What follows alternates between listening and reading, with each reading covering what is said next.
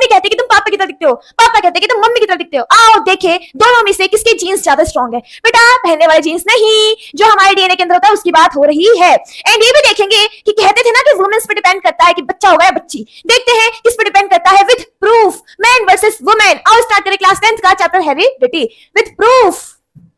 Chapter का नाम है बेटा हेरिडिटी। अब हेरिडिटी का मतलब क्या होता है, व्हाट इज हेरिडिटी? हेरिडिटी का मतलब है पेरेंट्स से बच्चों के अंदर जो ट्रेट्स ट्रांसफर होते हैं, इसी प्रोसेस को हम बोलते हैं हेरिडिटी। समझ आया बेटा? जैसे कि आपके अंदर भी जैसे आई कलर आया होगा मम्मी की तरह, हेयर कर्ली है, स्ट्रेट है, हाइट कैसा है, नोज कैसा है, फेस कट कैसा है, ये सब जो चीजें होती हैं जो पेरेंट्स से बच्चों के अंदर ट्रांसफर होता है, इसी प्रोसेस को हम बोलते हैं हेरिडिटी। समझ आ गया बेटा? Heredity is the transfer of traits from parents to their offspring through genes is called heredity. Clear हो गया बेटा? अब देखो जैसे एग्जांपल आपके सामने इतने सारे, क्लियर? कोई डाउट है इसमें? Offsprings are similar but not identical to their parents. बेटा आप जो हो, क्या आप अपने पेरेंट्स की तरह सेम दिखाई देते हो? नहीं, आप अलग हो, आप उनकी तरह हो लेकिन सेम नहीं हो, सिमिलर हो बट आइडेंटिकल नहीं हो। समझ आया बेटा? मतलब आपके जो पेरेंट्स है वो ओल्ड वर्जन है, आप जो वो न्यू वर्जन हो, आप ग्रेडेड वर्जन हो। लेकिन बेटा जो ओल्ड इज गोल्ड कहते हैं ना, मम्मी की जो सुंदरता है बेटा, मम्मी की जो सुंदरता है ना बेटा, उसका कोई अंत ही नहीं है। आप तो कुछ हो ही नहीं, मैं तो कुछ हुई नहीं उनके सामने, है ना बेटा? चाहे हम कितने भी अपग्रेड क्यों ना हो जाए, लेकिन मम्मी का जो प्यार होता है ना बेटा, ओरिजिनल वर्जन होता है वो। समझ आ गया बच्चे? हम हेरिडिटी पे। क्लियर हो गया? कोई डाउट है? We are similar but not identical to our parents. Clear हो गया बच्चों? नेक्स्ट टॉपिक देखते हैं। नेक्स्ट बेटा अब हम बात करेंगे ट्रेट्स की, लक्षणों की, गुणों की। समझ आ गया बच्चे? ट्रेट्स दो टाइप के होते हैं, एक्वायर्ड ट्रेट और इनहेरिट ट्रेट। अब बेटा एक्वायर्ड ट्रेट क्या होता है? जिसे हमने अपने लाइफ में डेवलप किया है, जो हमें अपने पेरेंट्स से नहीं मिले हैं। समझ आ गया? और इनहेरिट ट्रेट जो हमें अपने पेरेंट्स से मिलते हैं थ्रू जीन्स। क्लियर हो गया? अब बेटा होता क्या है, जैसे मान लो चूहा है, अब चूहे की पूंछ कट कर दी, क्या उसके बच्चों की पूंछ कटी आएगी? नहीं, हमने सिर्फ उसी चूहे की पूंछ काटी, उसके बच्चों के तो पूरे पूरे निकलेंगे पूंछ। समझ आ गया या नहीं आया? अब मान लो कोई बंदा जिम जाता है, जिम जाके उसने अपने मसल्स डेवलप कर लिए, क्या उसके बच्चों के मसल्स डेवलप्ड बनेंगे? जब वो पैदा होंगे उसके बच्चे तो क्या मोटे मोटे आएंगे, मसल वाले आएंगे? नहीं बच्चे, वो जिम गया है, उसने अपने मसल डेवलप किए हैं, उसके बच्चों ने नहीं। उसके बच्चे जब जाएंगे तो उनके डेवलप होंगे। क्लियर हो गया? तो इसको हमने अपनी लाइफ में बनाया है, ऐसे ट्रेट को हम बोलते हैं एक्वायर्ड। अब इनहेरिट ट्रेट में क्या होता है बेटा, जो हमें अपने पेरेंट्स से मिला है। समझ आया? जैसे blood group A B C जो ब्लड हमें मिलता है ना बेटा, ये क्या होता है, हमें इनहेरिट ट्रेट होता है। क्लियर हो गया? नॉट पासेस टू ऑफस्प्रिंग, हमारे बच्चों में थोड़ा आएंगे, लेकिन इनहेरिट ट्रेट्स क्या होता है, बच्चों से बच्चों, बच्चों से बच्चे पास होता रहता है। अब ये डिपेंड्स ऑन एनवायरनमेंट, बट ये डिपेंड करता है हमारे जीन में कि जीन में कौन सा ट्रेट आया है। समझ आ गया? For example muscles and blood group. कोई डाउट है बेटा? अब जीन्स क्या होते हैं बच्चों? What is gene? Gene is the unit of heredity. Heredity, अब मान लो ये आपका सेल है, क्या है बच्चों? ये आपका सेल है। आपको पता है सेल के अंदर क्या होता है बेटा? न्यूक्लियस। क्या होता है ये? न्यूक्लियस। एंड न्यूक्लियस के अंदर बेटा क्या होता है वो देखो एक बार अच्छे से, एक बार देख लो बेटा। जैसे मान लो ये सेल है, ठीक है बच्चे? अब सेल के अंदर यहाँ पे क्या होता है बेटा? न्यूक्लियस। क्या होता है? न्यूक्लियस। अब न्यूक्लियस के अंदर बेटा क्या होता है? क्रोमोसोम्स। क्या होता है? क्रोमोसोम्स। अब ये क्रोमोसोम्स क्या है? तो बेटा थ्रेड लाइक स्ट्रक्चर को हम बोलते हैं क्रोमोसोम्स। समझ आ गया? थ्रेड लाइक स्ट्रक्चर को हम बोलते हैं क्रोमोसोम। क्रोमोसोम बना है डीएनए एंड प्रोटीन से। अब क्रोमोसोम के अंदर क्या होता है बेटा? डीएनए और प्रोटीन। ये खाने वाला प्रोटीन नहीं है, ये हमारी बॉडी को डिजाइन करता है, ये वाला प्रोटीन है। इसका काम होता है बॉडी को डिजाइन करना, बॉडी को डिजाइन करना। समझ आ गया बच्चे? अब डीएनए के अंदर एक फंक्शनल सेगमेंट होता है।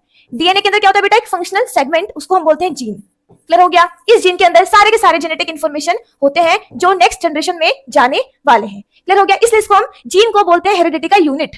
It is a unit of heredity, क्योंकि इसके अंदर सारे के सारे इंफॉर्मेशन होते हैं। क्लियर हो गया बच्चे? कोई डाउट है? A gene is a unit of heredity. Gene are present on chromosomes. Gene कहां होता है बेटा? अभी आपने देखा जीन डीएनए के अंदर, डीएनए क्रोमोसोम के अंदर, तो हम बोल सकते हैं कि जीन कहां है बेटा? क्रोमोसोम्स के अंदर। क्लियर हो गया? Gene for height, gene for I. अब देखो हमारे बॉडी में ना हर ट्रेट के जीन होते हैं। समझ आया? हर ट्रेट से क्या होते हैं? जीन। जैसे एग्जांपल है gene for height, gene for I colour. Clear हो गया बच्चे? कोई डाउट है? देखो बेटा ये आपका डीएनए। क्या है बेटा? ये आपका डीएनए, ये डीएनए है, और डीएनए के एक पार्ट को हम बोलते हैं जीन। डीएनए एक पार्ट को हम बोलते हैं जीन, ये एक जीन है। समझ आ गया बच्चे?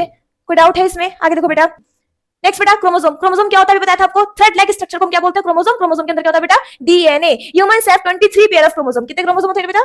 23 पेयर ऑफ क्रोमोसोम। नेक्स्ट बच्चे, नेक्स्ट है वेरिएशन। क्या है बेटा? नेक्स्ट हमारा टॉपिक वेरिएशन। अब वेरिएशन क्या होता है बेटा? What is variation? आपको लास्ट लेक्चर पढ़ाया गया था, जब डीएनए कॉपिंग होता है, जब डीएनए कॉपिंग होता है तो पूरा एग्जैक्ट कॉपी नहीं होता, उसके अंदर कुछ एरर आते हैं, उस एरर को हम क्या बोलते हैं बेटा? वेरिएशन। समझ आ गया? अब वेरिएशन क्यों इंपॉर्टेंट है? Why variation is important? देखो बेटा आपके और आपके पेरेंट्स में कितना डिफरेंस होगा, आपके अंदर कुछ ना कुछ वेरिएशन आया ना।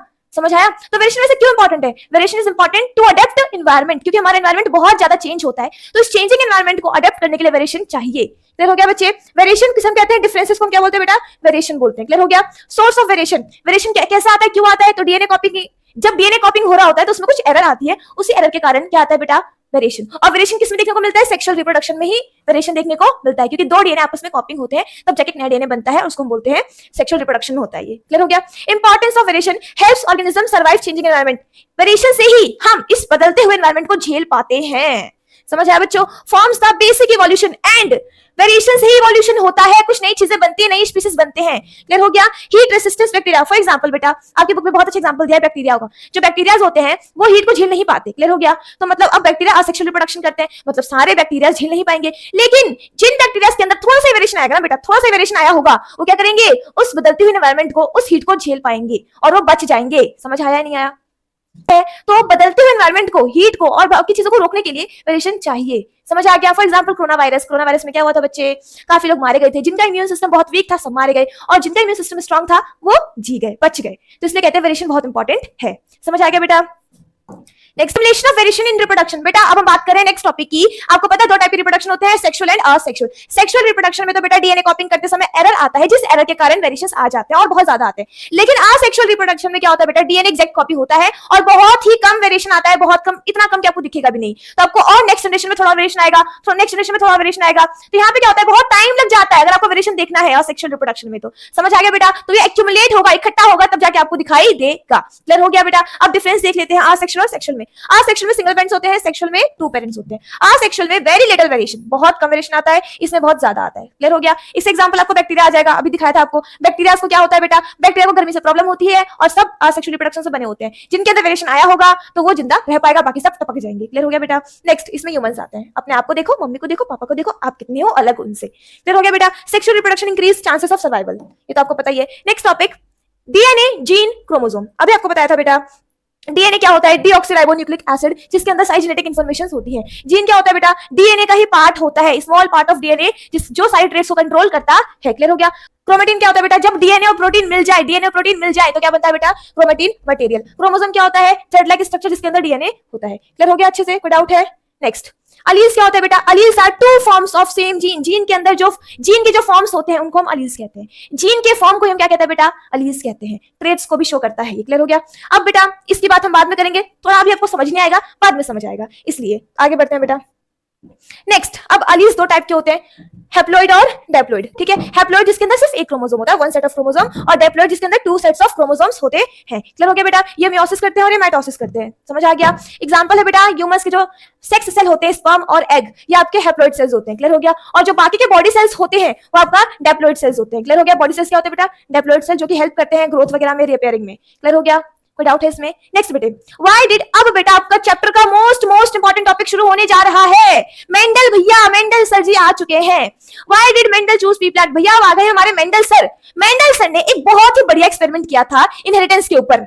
ठीक है? कि मदर से, मम्मी से ये आ रहा है, पापा से ये आ रहा है, ये सब चीजें आ रहे हैं, ये ट्रेट आ रहा है, तो वो ट्रेट क्यों आ रहा है, कौन सा ट्रेट कब कैसे क्या आ रहा है। ठीक है बेटा? तो लॉ ऑफ इनहेरिटेंस इन्होंने ही बनाया था। इन्होंने इनहेरिटेंस के ऊपर एक्सपेरिमेंट किया था। तो सबसे पहले इन्होंने जो एक्सपेरिमेंट किया, तो अपने एक्सपेरिमेंट में इन्होंने पी प्लांट चुना, मटर का पौधा चुना। क्वेश्चन है कि इन्होंने अपने एक्सपेरिमेंट के लिए मटर का पौधा ही क्यों चूज करा, ये क्वेश्चन आ सकता है एग्जाम में 2 मार्क का। क्लियर हो गया बेटा? तो इसको स्टार कर लो, यहाँ से एक क्वेश्चन तो आ ही सकता है।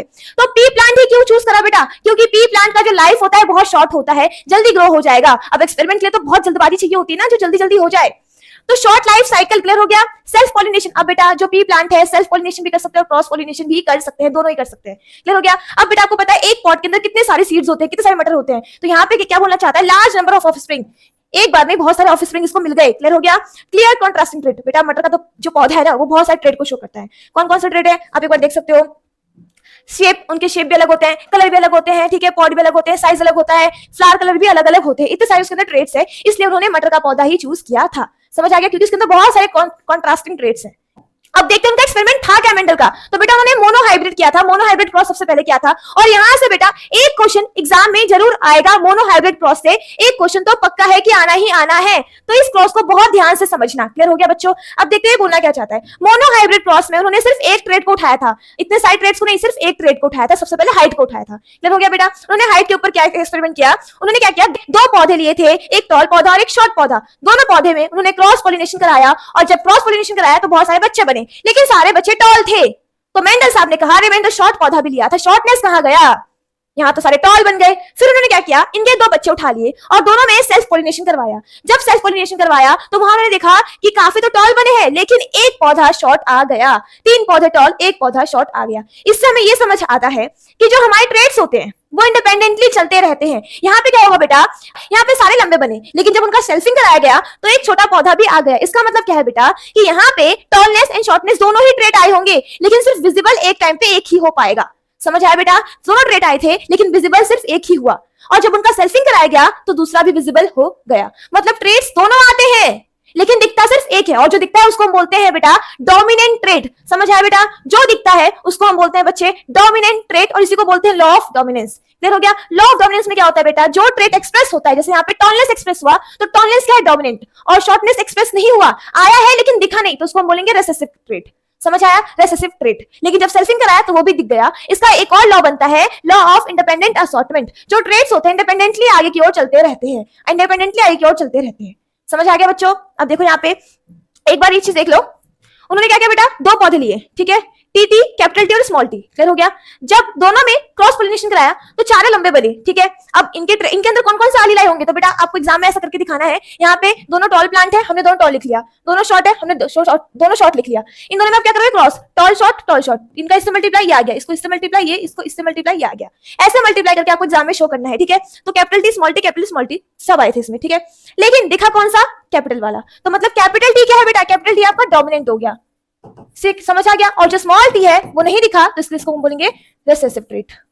क्लियर हो गया बेटा। फिर हमने 2 को उठाया और दोनों में क्या कराया बेटा, सेल्फिंग कराई। जब सेल्फिंग कराई तो यहाँ पे क्या हुआ बेटा, देखो स्मॉल कैपिटल, हमने स्मॉल कैपिटल लिख दिया, दोनों को मल्टीप्लाई कर दिया, इसको इससे ये आंसर आ गया। तो ये पहले वाले में क्या होता है, दोनों ही कैपिटल थे तो ये तो टॉल बनना है।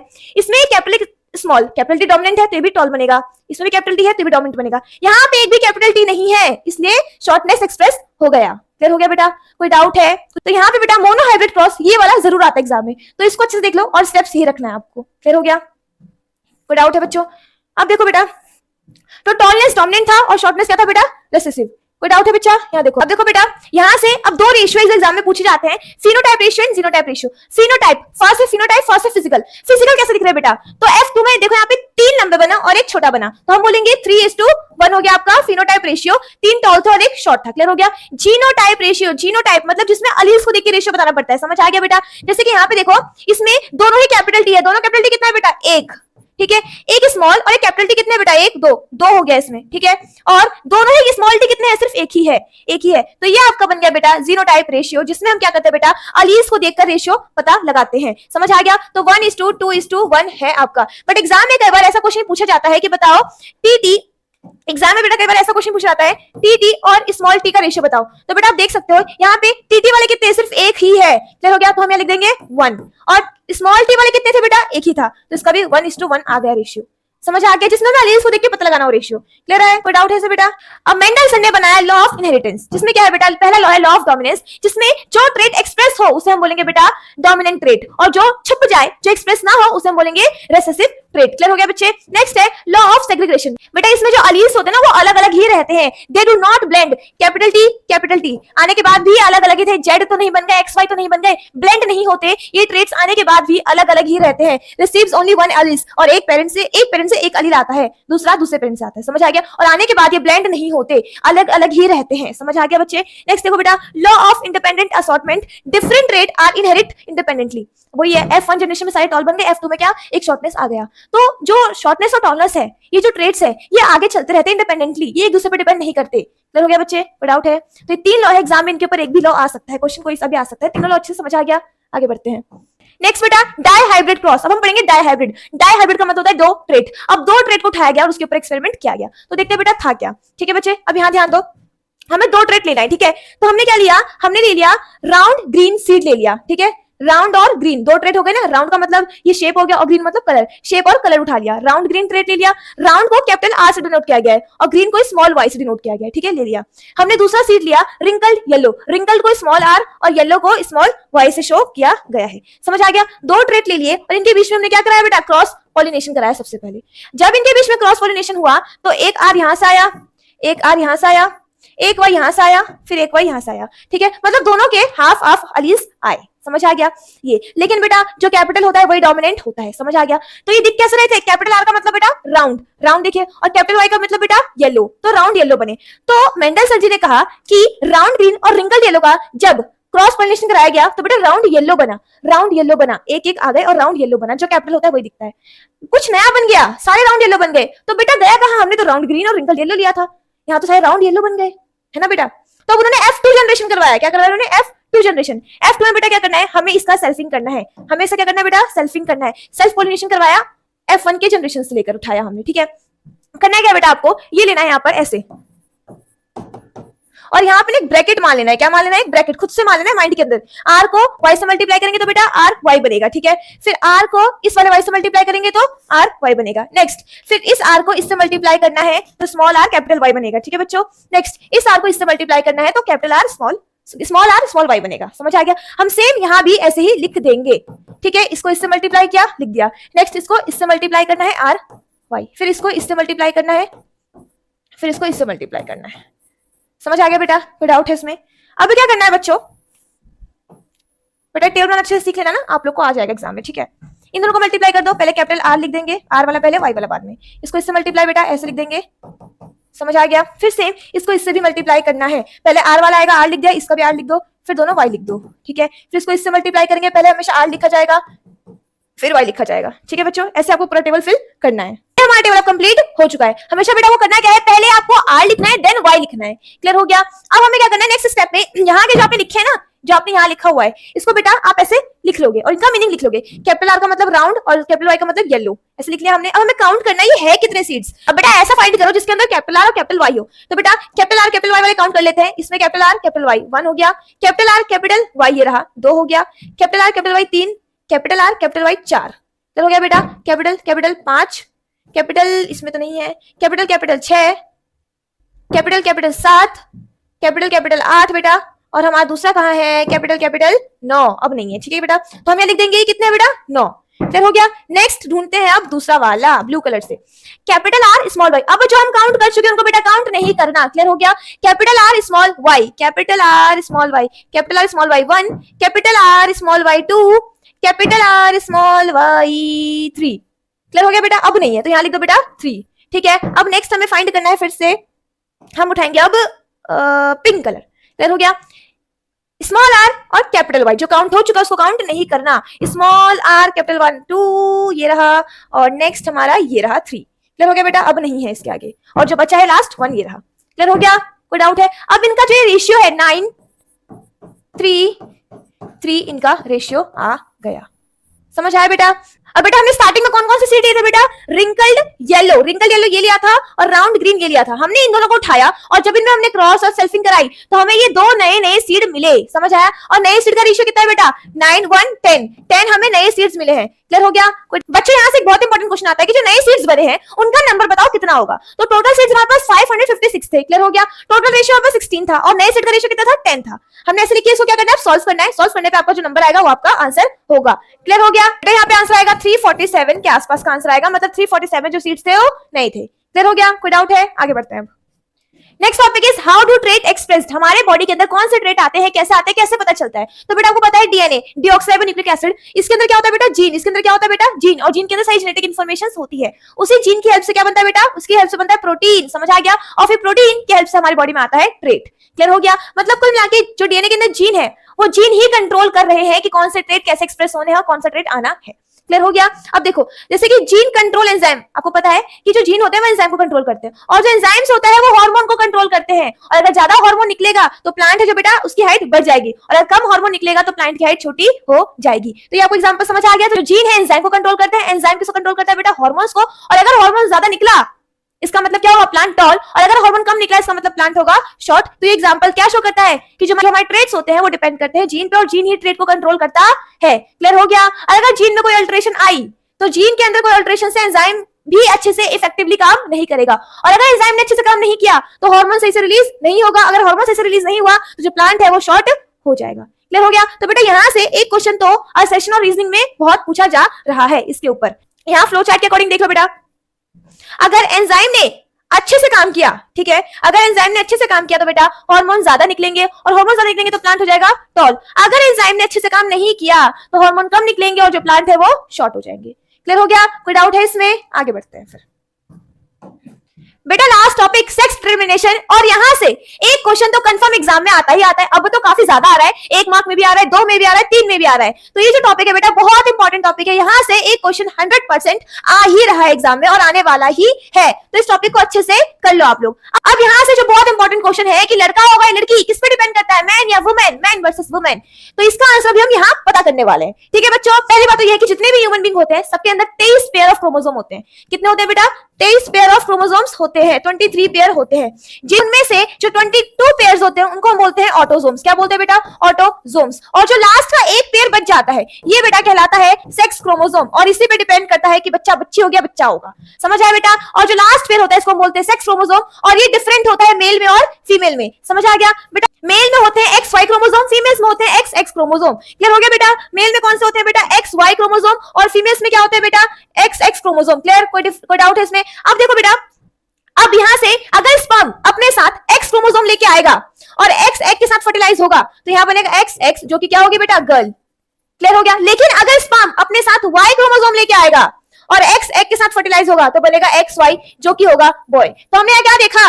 तो हमने यहाँ देखा कि फीमेल्स के पास दोनों ही क्रोमोसोम XX क्रोमोसोम है, ठीक है बच्चे, लेकिन मेल्स के पास क्या होता है बेटा? XY chromosome. तो हमने यहाँ क्या देखा कि जो बच्चा होगा या बच्ची होगी डिपेंड करता है मेल्स के ऊपर। क्लियर हो गया? क्योंकि उनके पास दोनों ही क्रोमोसोम अलग अलग है। अब आएगा कौन सा क्रोमोसोम उस पर डिपेंड करता है कि लड़का होगा या फिर लड़की होगी। तो पहले जो कहते थे ना कि वुमेन्स पे डिपेंड करता है, जो कि सही नहीं है, बट तो इसके लिए मेल्स भी रिस्पॉन्सिबल नहीं है, क्योंकि वो उनके हाथों में थोड़ा है कि वो X भेजेंगे Y भेजेंगे, ये डिपेंड करता है कि आ कौन सा क्रोमोसोम रहा है। समझ आ गया बच्चे? कोई डाउट है इसमें? अब यहाँ पे टॉपिक पे आते हैं एक बार अच्छे से। टॉपिक क्या बोल रहा है? Inheritance of sex. यहाँ पे क्या होता है? फीमेल के पास क्या होता है बेटा? XX क्रोमोसोम्स, ठीक है, और मेल के पास XY chromosome. Father determine the sex of a child, father determine करता है बट उनके हाथों में नहीं होता ये। क्लियर हो गया? Mother give always X chromosome, लेकिन फादर X और Y देते हैं। क्लियर हो गया बच्चे? अब यहाँ से जो आप लोग डायग्राम बनाओगे वो कैसा बनेगा बेटा? XY, clear, XX। अब आपको क्या करना है? इसी को उन दोनों से करना है, X और एग, ठीक है, तो यहाँ बनेगा XX, ठीक है, फिर इसको भी इस वाले से करवाना है XX। क्लियर? करवा दिया। अब इस Y को इससे करवाना है XX, और इससे भी करवाना है XY, ठीक है बेटा, ये आपका एग्जाम में डायग्राम बनेगा। अब नीचे आप लोग लिख देना, ये क्या है बेटा? गर्ल, ये क्या है बेटा? गर्ल, ये क्या है बेटा? बॉय और बॉय। क्लियर हो गया बेटा? Mother is not responsible for the gender of the child. Clear है? कोई डाउट बेटा? टॉपिक अच्छे से समझ आ गया कि किस पे डिपेंड करता है, कैसे लिख के लाओगे? सबसे पहले आप स्टार्टिंग में क्या लिखो बेटा? सबसे पहला जो आपका स्टेप होगा, आप ये एक्सप्लेन करोगे कि हर ह्यूमन बीइंग में 23 पेयर ऑफ क्रोमोसोम होते हैं, जिसमें से 22 क्रोमोसोम को हम बोलते हैं ऑटोसोम्स, और जो लास्ट पेयर होता है उसको हम बोलते हैं सेक्स क्रोमोसोम। क्लियर हो गया? अब जो ये सेक्स क्रोमोसोम है लास्ट पेयर, ये मेल और फीमेल में दोनों में क्या होता है बेटा? अलग अलग होता है। फीमेल में क्या होता है? XX, और मेल में क्या होता है बेटा? XY। फिर आप एक्सप्लेन करोगे कि अगर स्पर्म X क्रोमोसोम लेके आ रहा है और X एग के साथ फर्टिलाइज हो रहा है तो XX बनेगा, जो कि गर्ल है, लेकिन अगर स्पर्म Y क्रोमोसोम लेके आ रहे हैं और X एग के साथ फर्टिलाइज होगा तो बनेगा XY, जो कि बॉय होगा। क्लियर हो गया बेटा? इसे एक्सप्लेन कर दोगे। फ्रेंड में आप समझाओगे कि फिर आप ये डायग्राम बना देना बेटा, ये वाला डायग्राम बना देना। उसके बाद आप एंड में समझाओगे कि जो सेक्स ऑफ अ बेबी है वो डिपेंड करता है फादर पे, और मेल और फीमेल दोनों होने के 50-50% चांस होते हैं। समझ आ गया? कोई भी डाउट है? बहुत इजी टॉपिक था, क्लियर भी हो गया। बच्चों अगर आपको चैप्टर समझ आया हो, अच्छा लगा हो, तो नेक्स्ट चैप्टर के लिए कमेंट करो ताकि जल्दी से नेक्स्ट चैप्टर भी अपलोड हो जाए। ठीक है बच्चों, मिलते हैं नेक्स्ट वीडियो में।